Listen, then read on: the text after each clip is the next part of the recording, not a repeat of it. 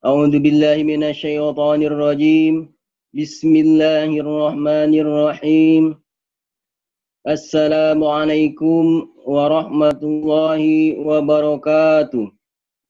الحمد لله رب العالمين. الحمد لله الذي جعل شهر رمضان أنزل فيه القرآن هدى للناس وبينات من الهدى والفرقان. أشهد أن لا إله إلا الله وأشهد أن محمدا عبده ورسوله. اللهم صل على سيدنا وحبيبنا وشفيعنا ومولانا محمد صلى الله عليه وسلم. أعوذ بالله من الشيطان الرجيم. بسم الله الرحمن الرحيم. يا أيها الذين آمنوا كتب عليكم الصيام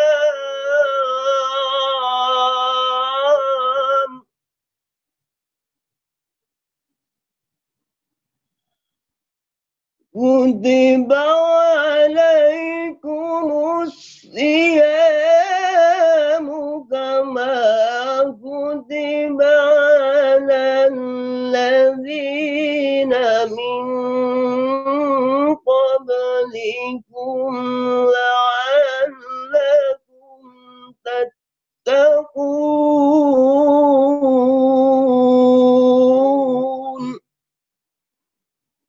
Sadaqallahul adzim wa qala Rasulullah sallallahu alaihi wasallam. Man shoma ramadhana imanan wa ihtisaban ghufira lahu ma taqaddama min dzambi. Alhamdulillahi rabbil alamin. Al-mukarramun, mamang-mamang santri rahimakumullah. Alhamdulillah, pada saat yang berbahagia ini kita dapat bertemu kembali dalam rangka mudzakarah ilmu-ilmu Allah Subhanahu wa taala.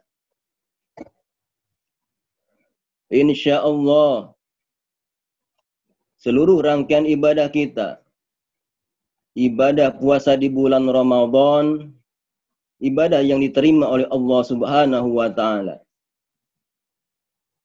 Marilah kita bersolawat. Ya Rabbi bil Mustafa baligh maqasidana waghfir lana ma madha ya wasi'al karami. Mamang santri al-mukarramun rahimakumullah. Pada kesempatan ini saya mengambil judulnya adalah Tanda Keagungan Bulan Ramadan. Bulan Ramadan dijadikan oleh Allah Subhanahu wa taala menjadi bulan yang mulia. Tanda pertama, bulan Ramadan sebagai bulan yang mulia adalah bahwa di bulan Ramadan Allah turunkan Al-Quran yang pertama kalinya.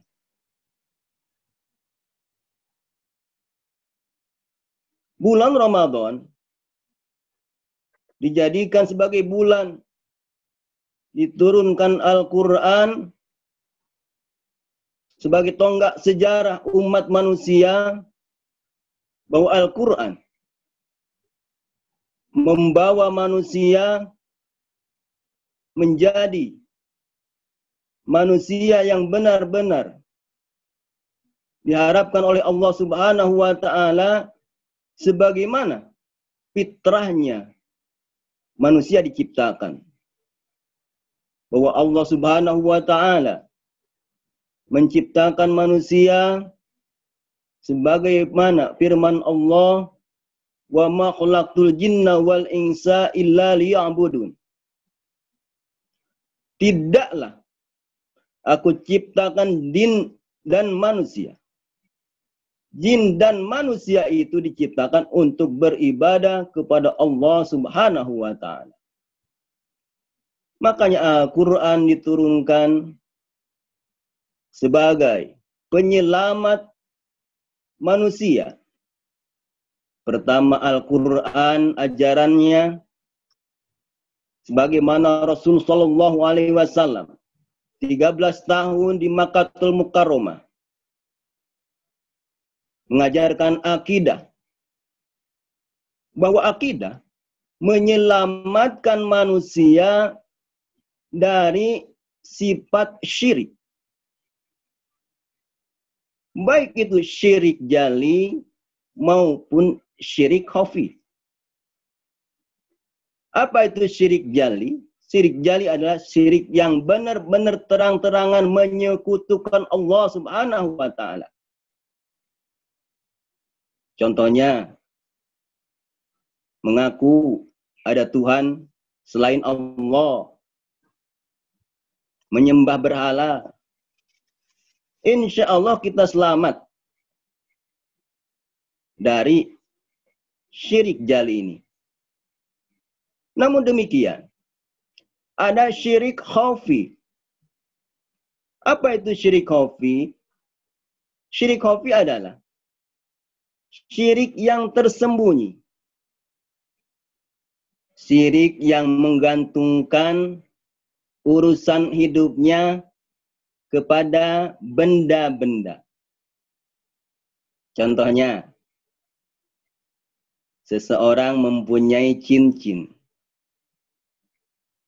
Kemudian dia berkata, setelah aku pakai cincin ini, semua urusan bisnisku lancar. Nah, cincin jadi sandaran. Ada lagi seseorang yang memiliki ikat pinggang dari kulit harimau. Ia berkata, setelah aku punya ikat pinggang dari tali kulit harimau ini, tambah wibawaku. Nah, ikat pinggang dari kulit harimau jadi sandaran. Demikian hal-hal yang lain, seluruh urusan dunia yang dijadikan sandaran selain Allah, itu namanya syirik khafi.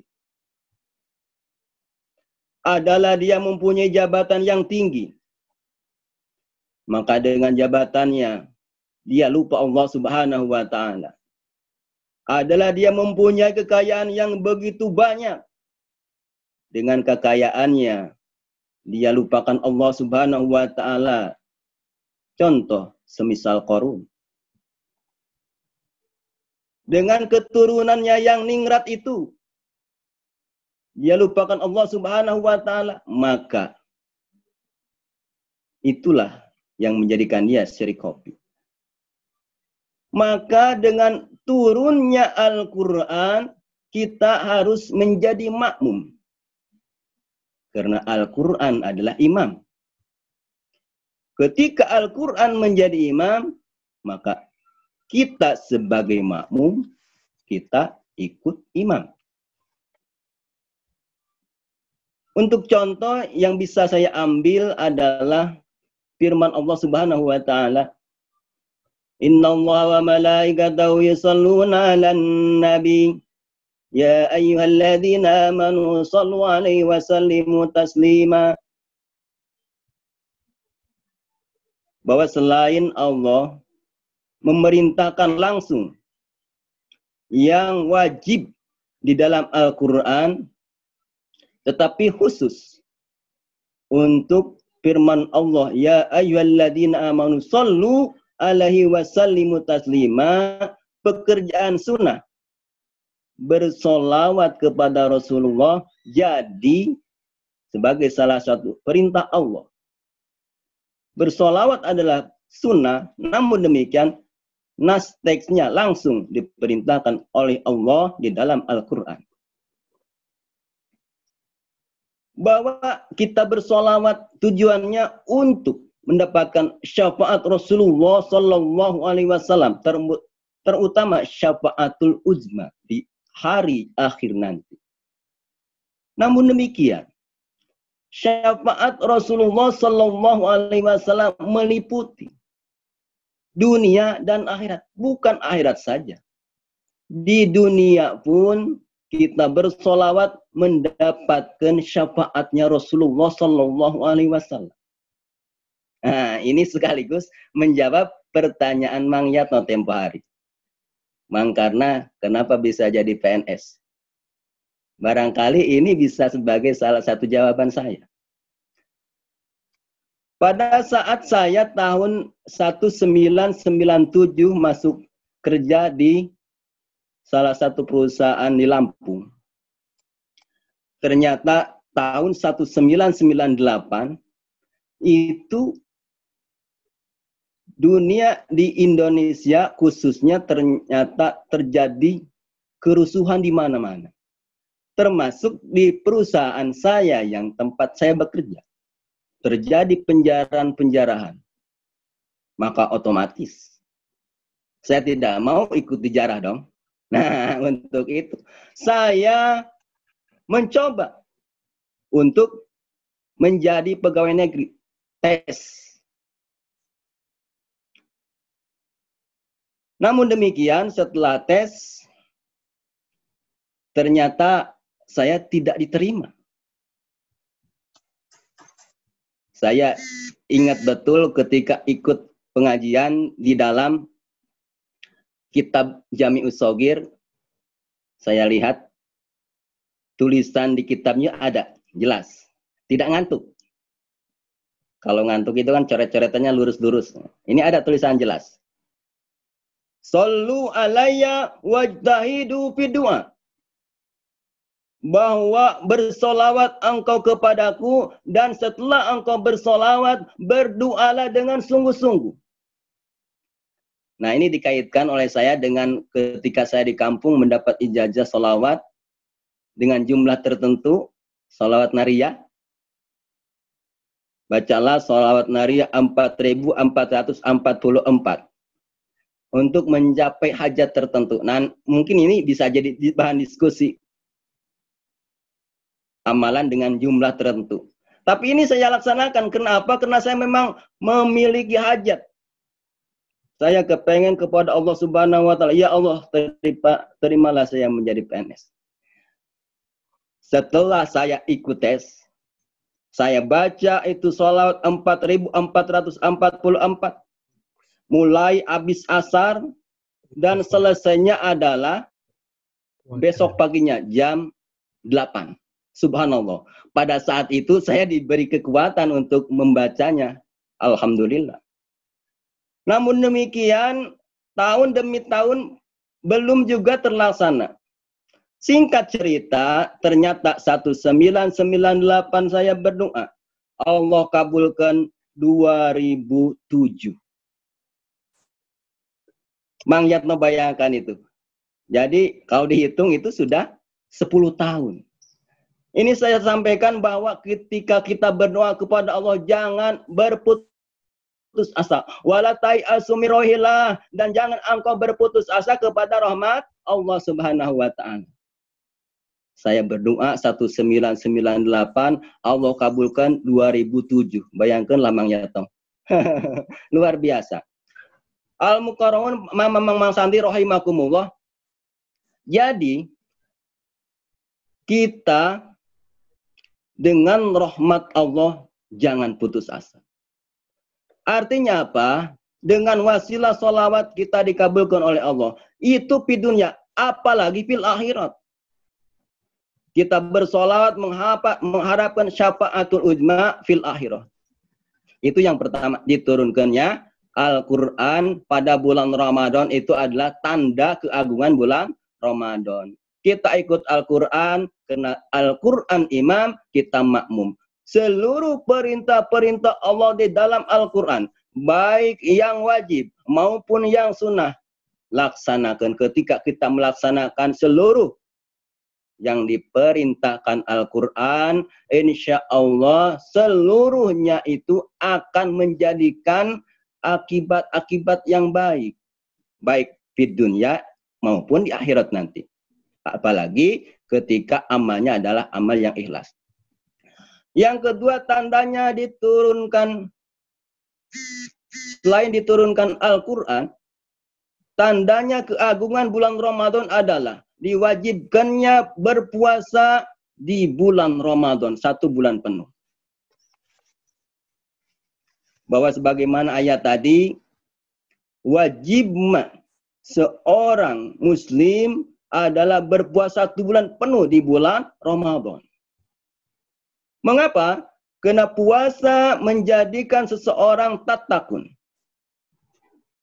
Tatakun hanya bisa dicapai dengan puasa. Bukankah? Inna akramakum indallahi atqakum. Orang yang paling mulia di sisi Allah Subhanahu wa taala adalah orang yang paling bertakwa. Dan orang yang bertakwa, derajat takwa itu hanya bisa dicapai dengan berpuasa. Berpuasa di bulan Ramadan. Mengapa bulan Ramadan bisa mencapai seseorang menjadi seorang yang bertakwa? Kenapa? Hadis Rasulullah menjelaskan, man shoma ramadhana imanan wa ihtisaban, ghufira lahu ma taqaddama min dambi. Siapa orang yang berpuasa di bulan Ramadan, maka seluruh dosa-dosanya diampuni yang sudah lalu. Bayangkanlah, seluruh dosa-dosa kita yang lalu diampuni, maka menjadi bersih suci.